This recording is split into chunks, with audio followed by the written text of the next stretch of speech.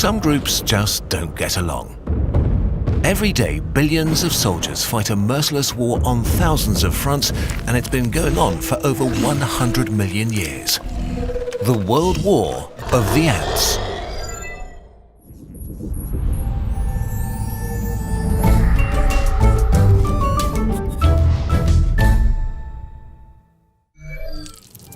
Ants are ancient beings that arose around 160 million years ago and took over a wide variety of ecological niches so successfully that they became one of the dominant animals on planet Earth.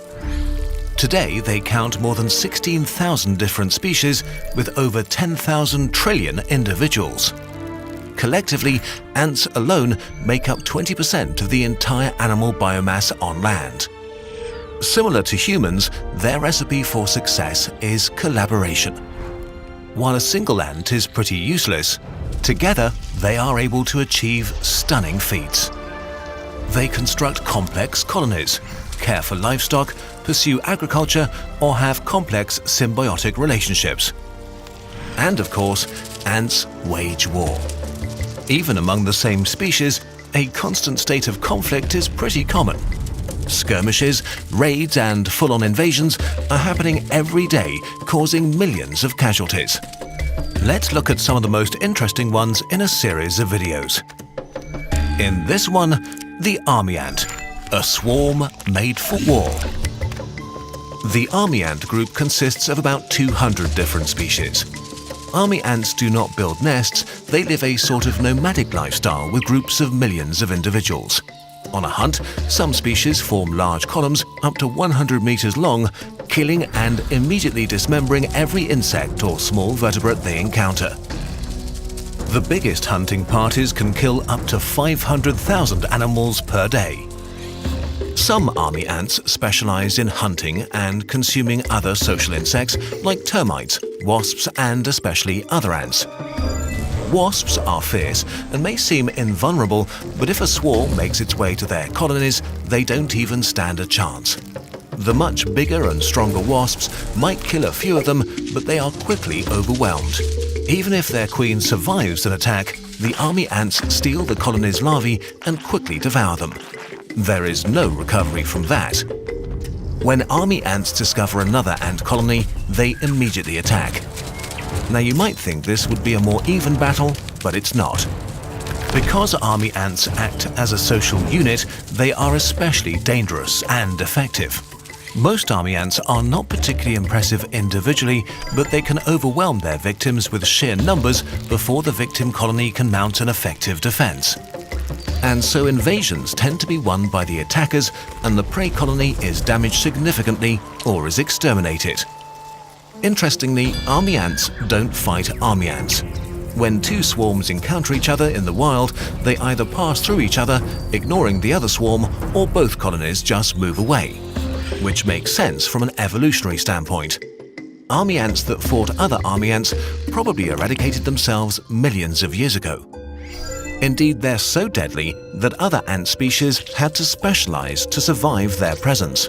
Many species just panic and evacuate their nest when they notice army ant scouts, carrying as many larvae with them as they can in order to return and rebuild after the attack. Other species have invented living bunkers since fighting is so futile. They have worker classes that have big square heads. When army ants show up, they use them to block the entrances to their nests, so the attackers have to give up after a while. But not everybody is afraid of army ants.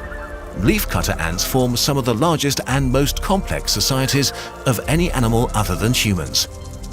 They live in extensive nests many meters deep and across, harboring millions of citizens with a highly sophisticated division of labor. Like huge soldiers, 100 times more massive than a worker. Their sole purpose might be to defend their colonies against army ants. They still have a nemesis though.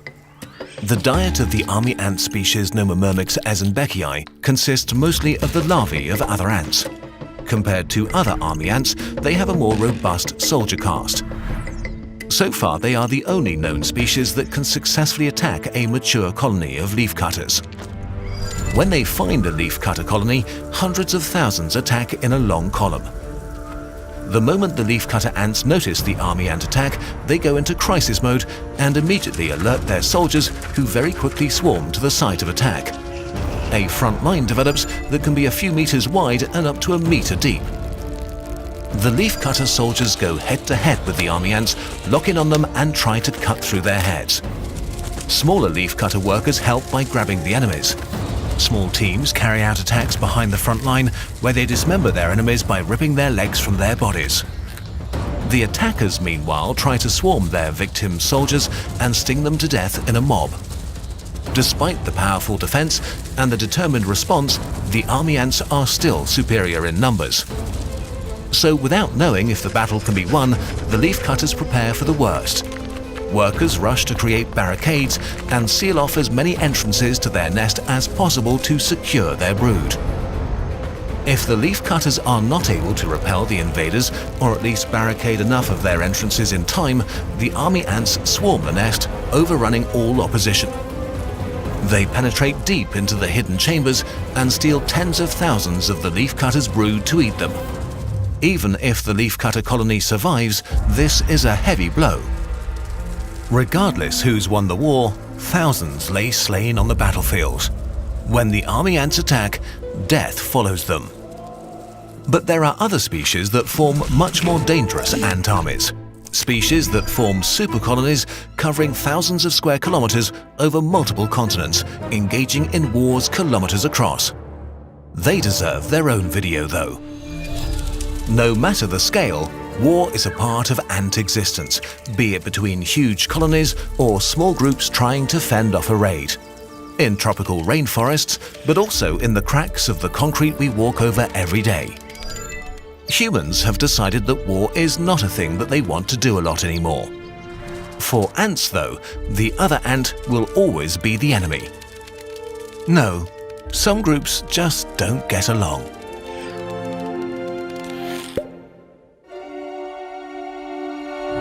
If you can't get enough of ants, we're developing part 2 of the Ants series right now with the support of CuriosityStream.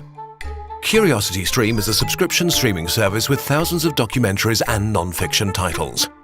Kurzgesagt viewers can visit curiositystream.com/Kurzgesagt to get a free 31-day trial to watch films like Big World in a Small Garden, a documentary that takes a close look at the world of insects around us. Or other documentaries by the likes of Stephen Hawking, David Attenborough, and many more, all available for offline viewing. Once your trial is over, the subscription is only $2.99 per month. CuriosityStream was founded by the same people who started the Discovery Channel, with documentaries spanning science, nature, history, technology, and lifestyle. It's a great way to binge watch fun videos while accidentally learning things. Thank you so much to our friends at CuriosityStream for supporting our ants obsession and making ambitious projects like this possible. Stay tuned for part 2 and visit curiositystream.com/Kurzgesagt for your free trial.